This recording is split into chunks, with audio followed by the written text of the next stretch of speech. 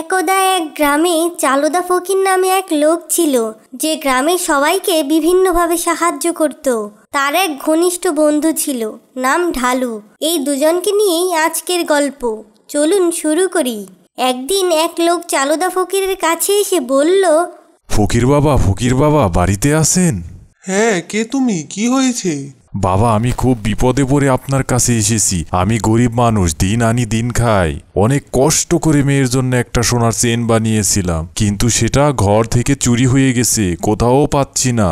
এখন আমি কি করব? তোমার কারো ওপর সন্দেহ হচ্ছে? হ্যাঁ বাবা, আমার বাড়ির লোকদের উপরই আমার সন্দেহ হচ্ছে। তারপর ফকির ঘর থেকে কিছু চাল নিয়ে এসে তা হরেশকে দিল। তারপর বলল, এই নাও কিছু চাল, এটা তোমার বাড়ির সবাইকে খাওয়াবে। যদি কেউ না খায় বুঝবে সে চোর, আর ভয় পেয়ে যদি বুঝতে পেরে সে খেয়ে ফেলে, তাহলে যে চোর তার সারা শরীর জ্বালা করতে শুরু করবে। ঠিক আছে বাবা। এ কথা বলে হরেশ তার বাড়ির দিকে চলে গেল। বাড়িতে গিয়ে হরেশ চাল বাড়ির সবাইকে দিল। সবাই খেলো। হঠাৎ করে কিছুক্ষণের মধ্যেই হরেশের ছোট ভাইয়ের শরীর জ্বালাপোড়া করতে শুরু করলো। এটা দেখে আর কারো বুঝতে বাকি রইল না কে চুরি করেছিল। এভাবেই চালুদা ফকিরের নাম পুরো গ্রাম জুড়ে ছড়িয়ে পড়ল। একদিন চালুদা ফকির বাড়ির দিকে যাচ্ছিল। রাস্তায় তার বন্ধু ঢালুর সাথে দেখা। কি বন্ধু, কেমন আছো? কোথা থেকে এলে? এই তো একটু কাজে বেরিয়েছিলাম, তা তোর কি খবর বল? আর বন্ধু বলি কি, খুব টেনে টুনে সংসার চালাচ্ছি, বউটাও অসুস্থ। এর মাঝে বাড়ির সব কাজ করে আবার বাইরে কাজ করতে হচ্ছে। তাহলে তো তোর বেশ খারাপ সময় যাচ্ছে এখন। বন্ধু, আমাকে দেখে একটু বলো তো, কবে আমার ভালো সময় আসবে? তোর সামনে তো আরো একটা বড় বিপদ আছে, ওটা কাটাতে পারলেই সামনে ভালো সময় আসবে, এটা আশা করা যায়। হায় রে, কি বলো, আরো বড় বিপদ? হ্যাঁ ভাই, একটু সাবধানে থাকিস, চোখ কান খোলা রাখিস। আমি এবার যাই, আমার অনেক কাজ আছে। ঠিক আছে ভাই, আমিও যাই, দেখি গিয়েই গিন্নির কি অবস্থা। এ কথা বলে ঢালু সেখান থেকে বাড়ির দিকে রওনা দিল। বাড়ি গিয়ে দেখে তার অসুস্থ বউ তার জন্য রান্না করে গরম ভাত বেড়ে বসে আছে।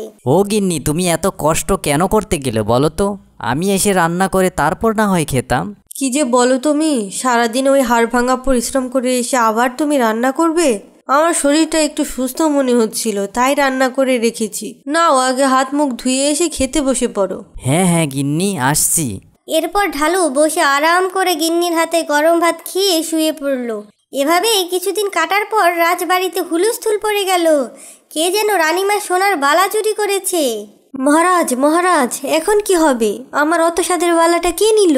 সেটাই তো বুঝতে পারছি না রানী, তোমার কি কারো ওপর সন্দেহ হয়? না মহারাজ, আমার দেহরক্ষীরা তো কত বছর ধরেই আমার সাথে আছে। ওদের আমি বিশ্বাস করি, ওরা এমন কাজ করবে না। তাহলে কে করলো?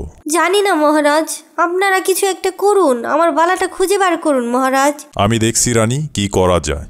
তারপর রাজামশাই রাজদরবারে গিয়ে মন্ত্রী মশাইয়ের সাথে কথা বললেন। কে নিল বলো তো মন্ত্রী, রানীর বালাজোড়া? মহারাজ, আমি তো রাজবাড়ির সব দাসদাসীকে জিজ্ঞাসাবাদ করলাম, কিন্তু তেমন কোনো খবর পেলাম না। তাহলে এখন কি আর কোনো উপায় নেই মন্ত্রী? একটা উপায় আছে মহারাজ। কি উপায়? মহারাজ, আমাদের গ্রামেই চালুদা ফকির নামে এক ফকির আছে, তার বেশ খ্যাতি আছে গ্রামগঞ্জে। চলুন মহারাজ, তার কাছেই যাই, দেখি কোনো উপায় করা যায় কিনা। হ্যাঁ, তাই চলো মন্ত্রী। তারপর মহারাজ আর মন্ত্রী ফকিরের বাড়ির উদ্দেশ্যে রওনা দিল। তারা গিয়ে দেখলেন ফকির উঠোনে বসে আছে।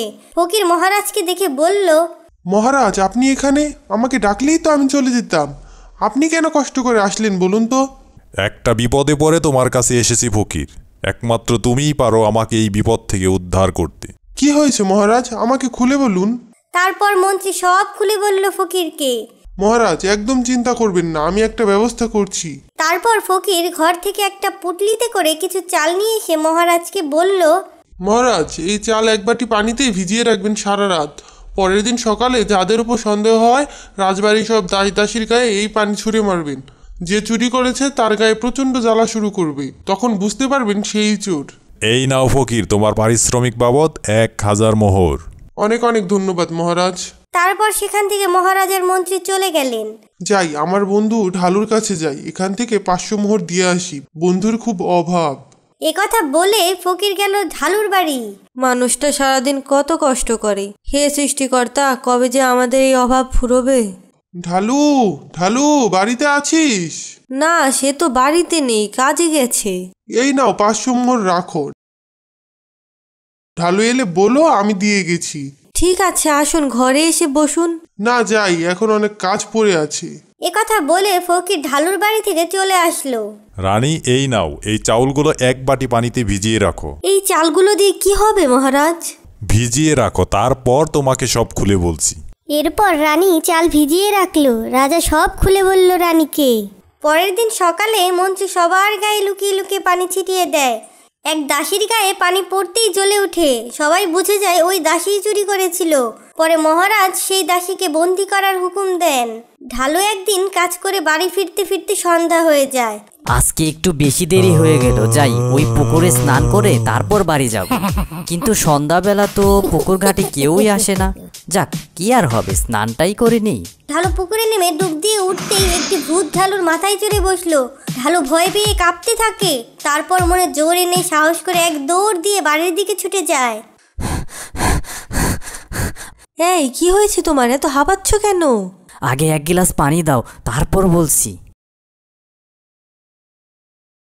তারপর ঢালু তার বউকে সব খুলে বলে।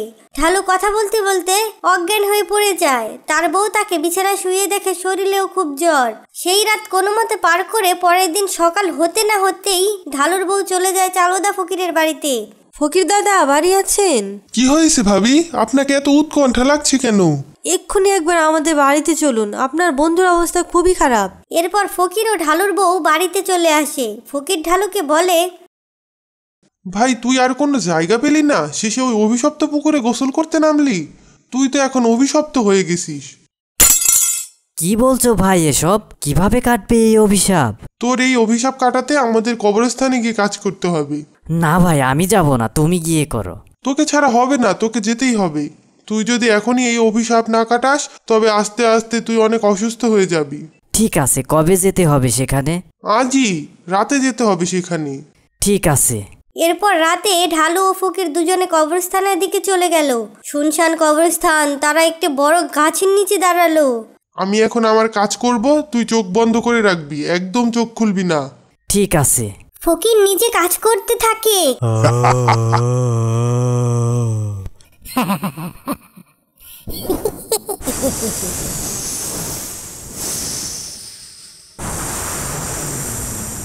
কিছুক্ষণ পর ঢালু চোখ মেলে দেখে পাশে ভূতেরা জড়ো হয়ে আছে। ঢালু ভয় পেয়ে আবার চোখ বন্ধ করে রাখে। কিছুক্ষণ পর ফকির বলে, বন্ধু, তোর অভিশাপ তো কেটে গেছে, চল বাড়ি যাই এখন। কিছু দূর গিয়ে ঢালু বলে, বন্ধু, আমি তো ওখানে একবার তাকিয়েছিলাম। এই কথা শুনে ফকির অনেক ঘাবড়ে যায়।